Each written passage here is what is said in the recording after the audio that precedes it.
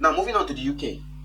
Now, we all know the ongoing protests and the riots that has been ongoing for the past days, which has resulted in the destruction of properties, the looting of, shops of foreigners in the particular country.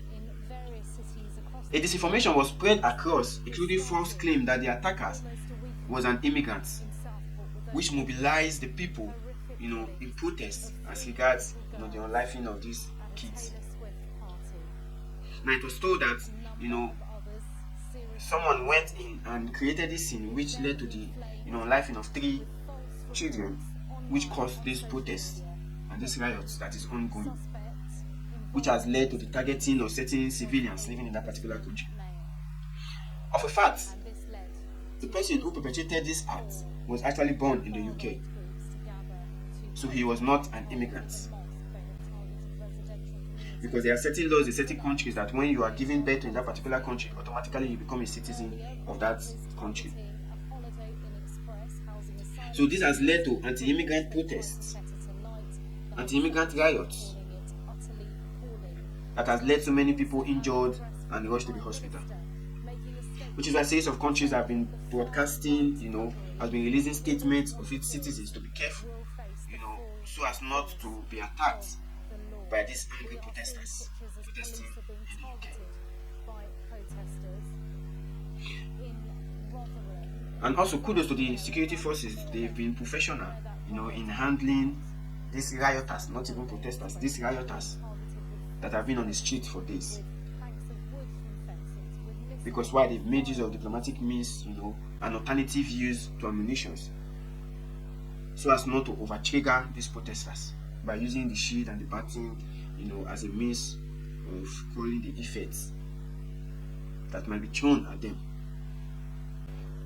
Sheikh Hasina has resigned her position due to the ongoing protest and the call for her resignation, because the people were not contented with the way the things were handled in the country. Head over there now, where the country's Prime Minister, Sheikh Hasina, has resigned and fled the country after weeks of protests against a quota system for government jobs, descended into violence and grew into a broader challenge to her 15-year rule. Thousands of demonstrators stormed her official residence and other buildings associated with her party and family, well, according to reports. Violence just before and after her resignation have left at least 41 people dead and about 200 others injured. On Monday, hundreds of thousands of people poured into the streets, waving flags and cheering to celebrate her resignation.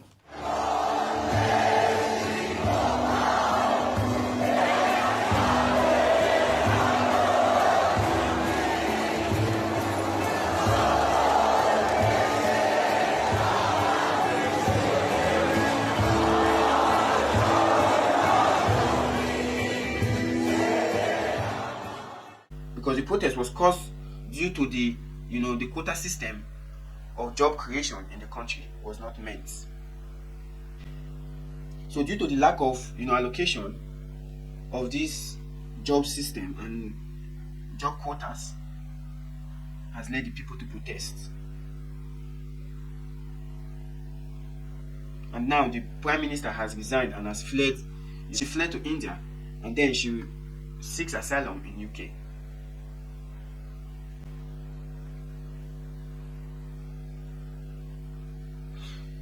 So this came as a result of what the people want and the protests, whereby the parliament were stormed by protesters, the huge number of protesters that came out to protest. Even the security forces could not even curtail, the massive number of protesters that came out to protest against what was going on in the country. So the displeasure of the people led them to protest so that their voice will be heard. Same also Venezuela is also in its own shade of protests. So we see today across the globe, protests upon protests from one region to the other, from one country to the other, because the people are not happy with the way of life and the way things are being done in their country, which has led them to, embark on this protest. Because they deserve better, they want better, and they want more from the country. The currency of the Venezuelan has become useless.